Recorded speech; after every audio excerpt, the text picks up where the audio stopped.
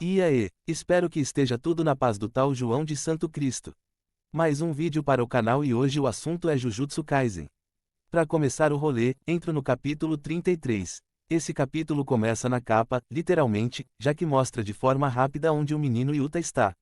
Para quem assistiu ao filme, vai ter uma noção maior. Foi uma boa sacada para tirar esse personagem, porque se o Yuta estivesse na escola, a inutilidade dos outros personagens seria gritante. Inclusive, o Todou que todo mundo acha sinistro. Me desculpa, mas no momento em que Yuta aparece, essa rivalidade fica idiota. Todou não preenche nem o espaço entre os dentes do Yuta. Enfim, para efeitos educacionais, Yuta está com o Miguel, que é do Quênia. Agora, o que é tão incrível no Quênia que conseguiu segurar o Yuta por meses, isso é um mistério. Muito bem, o capítulo dá continuidade com Yaga explicando como será o evento de intercâmbio. Evento esse que tinha tudo para ser um exame Chunin, mas não chegou nem perto. De qualquer forma, o capítulo abre com o Yaga dominando o Satoru com uma chave de braço. Uma cena que passa uma ideia errada, faz parecer que Yaga de fato tem essa habilidade, pelo menos, acredito que essa pudesse ser a intenção na época. Na verdade, o Satoru é tipo um pai, fingindo que o filho pequeno está prendendo o seu braço. Enfim, o primeiro jogo é sobre caçar maldições espalhadas no mapa. A maioria são espíritos de baixo nível, mas o alvo principal é o de nível 2, quem o derrubar vence. Uma dinâmica bem simples e tranquila. Então chegamos à reunião de Tóquio, o grupo se juntou para conversar sobre o intercâmbio. Ninguém está esperando vencer de verdade, mas ainda precisam se esforçar um pouco. Enquanto isso, o Itadori é forçado a segurar a moldura desses quadros usados durante velórios no Japão, ou algo assim. Essa reunião serve para resolver várias coisinhas em relação ao Itadori. A questão do Inumaki e sua fala amaldiçoada, a questão daquela faca, Tozama, que o Itadori perdeu, que na verdade, não é da Maki coisa nenhuma. Inclusive, a questão das ferramentas amaldiçoadas é uma falha nessa história. Com certeza, existe uma explicação em algum lugar por aí, mas enfim. E também tem a questão do panda, um erro grave. Alguém imagina o Itadori não se aprofundando no assunto? Muito fraco o Itadori seguir a vida sem saber o que o panda é. Obviamente, isso é assim porque existe a necessidade de manter o público recebendo coisas novas sempre, e a explicação do panda há de vir. Um dia, quem sabe? Continuando no drama, tem um momento muito bom. O pessoal está discutindo o que o Itadori sabe fazer de bom e ele é mais do mesmo. Alguém bom em trocar socos. Apesar do time Tóquio só ter o panda, que não parece ter magias como o Itadori. A Maki é porradaria, mas usa armas, o Inumaki não parece ser alguém que troca socos e o Megumi não sabe o que quer. Não sabe se quer trocar socos, não sabe se quer manipular soldados ou usar armas. Já disse isso uma vez, seria muito massa se o Megumi perdesse os seus Shikigamis e se desenvolvesse no aprimoramento do uso das suas sombras para o combate próximo. O problema é que o roteiro do Sukuna tem prioridades aqui. Bom, voltando ao tema, Itadori fala que sabe usar punhos, o panda pergunta, e a novidade? E o Megumi, para tentar defender o amigo, fala que o Itadori venceria todo mundo numa luta sem poderes mágicos. A Maki fica chocada ouvindo isso, o que não faz sentido. O Megumi é do tipo que possui muita confiança nos outros e é exatamente isso que ele está fazendo aqui. Além disso, o Itadori ser forte sem magia é inútil aqui. Isso é uma batalha contra bruxas, e a única pessoa que não tem poder mágico é uma aliada. Enfim, enquanto Tóquio não conversa nada de futuro, Kyoto está pior. O velho fez uma reunião com os alunos para combinar que os pirralhos acabem com o Itadori. Claramente, uma sessão da tarde de 1990. Esse rolê de escassez de bruxas está tão sério que o maluco tem que pegar alunos que nunca tiraram uma vida humana para fazer algo que ele deveria estar fazendo. Mas enfim, burro é quem aceita e o Todou não é burro.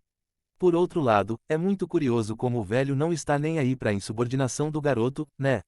Será que é medo? Ele fica se crescendo para cima do Satoru porque sabe que a platinada não fará nada.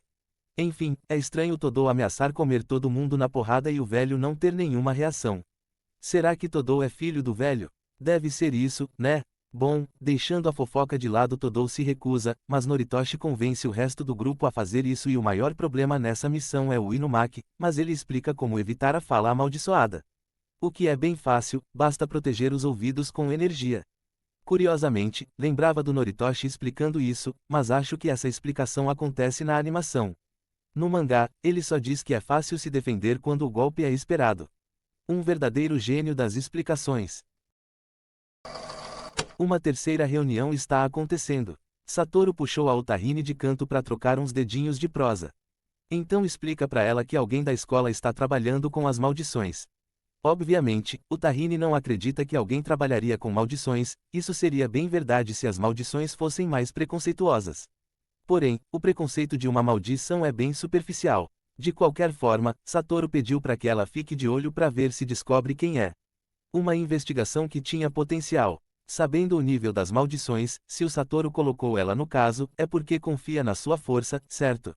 Infelizmente, nada certo. A dica de que a Utahine não será de grande destaque está aqui. Quando ela pergunta, e se a traidora sou eu? E a resposta é curta e simples, impossível, você é fraca e covarde. Isso, já entregou tudo. Em Jujutsu Kaisen, antes de ter criatividade, você precisa de confiança e coragem para morrer tentando. Se a Utahine é covarde, então o seu teto de poder já foi atingido. Mesma coisa para o Nanami, no caso dele é falta de criatividade. Para terminar o capítulo 33, temos o menino Itadori, o super confiante. Itadori tem quase tudo que um personagem precisa para ser super forte em Jujutsu Kaisen. A criatividade está faltando, mas tem confiança e uma ausência de medo da morte incrível. Infelizmente, não é premeditado. Além disso, a forma como todo mangá usa para evoluir a força dos personagens é a mesma, tudo se resume a lutas. Quanto mais os personagens lutam, mais fortes ficam. E inspirado nos Super Saiyajins, quanto mais difícil é uma luta, mais rápido o poder do indivíduo sobe. E o Itadori tá se arrebentando em todas as lutas. Se tivesse um pingo de criatividade, engoliria o Satoru Gojo aos 15 anos. Infelizmente, a criatividade vai ficar faltando, pelo menos nos próximos 200 capítulos. Muito bem, o capítulo 34 começa naqueles piques. Com uma capa que não leva a lugar nenhum para que você possa ignorar sem medo. Então, entramos no início do evento. Cada turma ficou de um lado do terreno usado para a caça de maldições e o Satoru deu a largada. Enquanto o pessoal corre, o Panda explica, só agora, que a maldição de nível 2 deve ter sido solta no meio do mapa, mas numa hora dessas, pode estar em qualquer lugar agora. Então a Maki diz que está contando com o Itadori.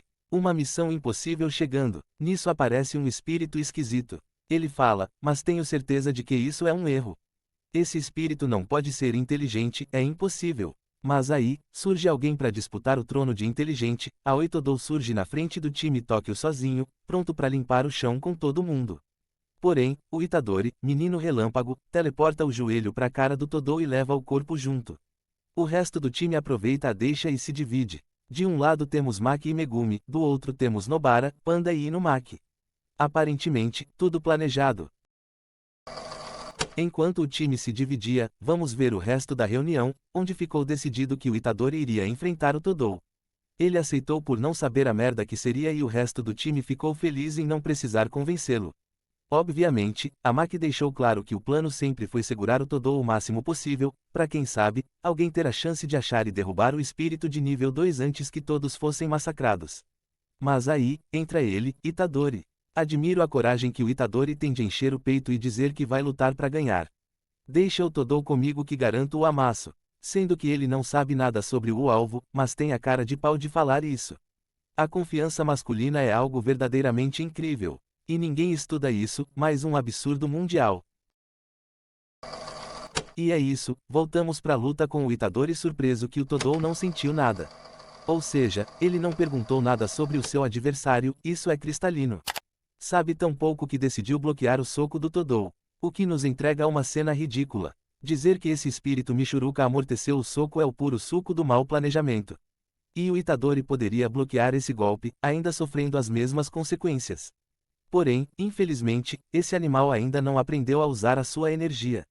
Mais forte fisicamente ele ficou, ou então teria perdido os braços, mas a questão da energia precisa de um professor e, seguindo a lógica de Jujutsu, não será um professor da escola.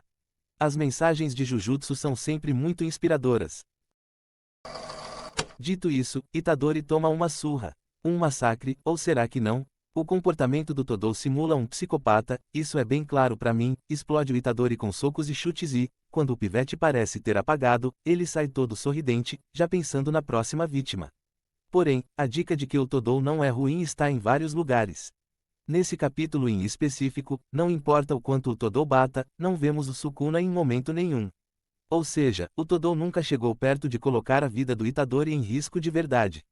E a dica é a ausência do Sukuna, que jamais deixaria o inútil morrer. E isso implica numa personalidade muito mais amigável do que o personagem vem apresentando com as suas atitudes malucas. Maluco ele é, mas não chega a ser um lunático. E sobre a atitude, o capítulo termina com a famosa pergunta: qual é o seu tipo de mulher?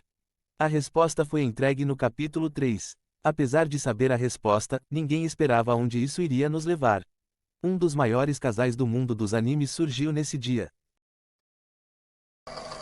O capítulo 35 já começa com uma capa padrão Jujutsu. Temos Itadori desconfiado de um lado e o Todou incentivando-o a responder a maldita pergunta do outro. Itadori se rende e Todou vai na lua. Do nada, ele começa a viver memórias que nunca existiram. Um claro prenúncio do que viria num futuro não tão próximo assim. Mostrando que tudo estava planejado. Enquanto o Todou está ovulando, temos a entrada da equipe tentativa. Um grupo muito bom em tentar, cumprir mesmo, isso aí é função de outro departamento. Dito isso, a equipe tentativa cumpre o seu papel com qualidade. Em segundos, o grupo cerca o Itadori. Com destaque para o Noritoshi, usuário de arco e flecha, uma escolha completamente questionável. Criem regras para justificar esse tipo de escolha, ou então vai ser só idiota. Em que mundo um arco e flecha é melhor que uma pistola, sabe?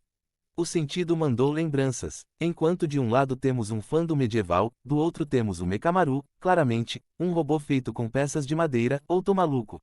Enfim, é um robô muito avançado. A mão, por onde lança o laser, além de ser esquisita, não parece um canhão de laser, entre aspas, normal. Para mim, é muito óbvio que a bola de energia está flutuando no ar.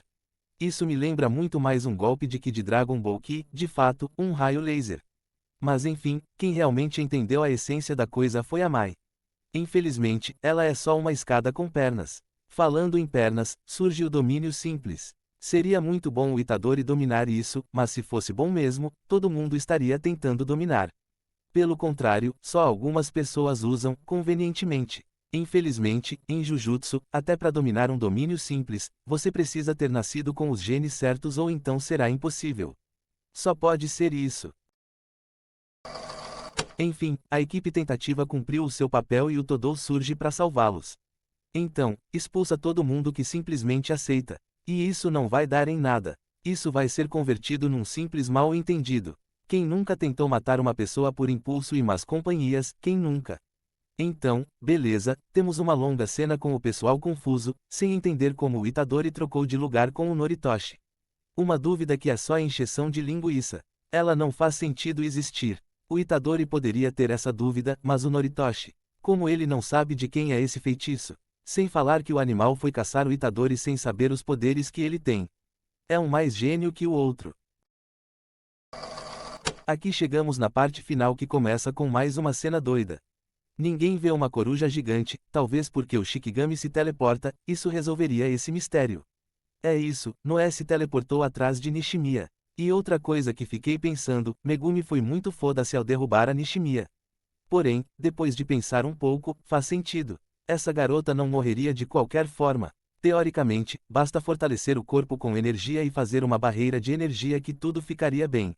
Teoricamente, é claro. Dito isso, a dica de que a Mia não vai virar saudades é a Mai e Mekamaru correndo para ajudar a garota, não pelo risco de vida, mas para impedir que ela seja cercada por 2 ou 3 adversários. Então o grupo de 4 pessoas se divide e, Blau, Maki e Megumi aparecem como espectros vindo do absoluto nada e escolhem, no caso da Maki, escolhe em quem vai bater e o Megumi, escolhe de quem vai apanhar. E, quando isso é feito, Megumi vai confrontar o Noritoshi, querendo saber se estavam tentando matar o Itadori. Por que será que ele pensa isso? Só porque o diretor de Kyoto queria isso? Acho um exagero. Megumi adora fazer juízo de valor sobre os outros. Garoto podre.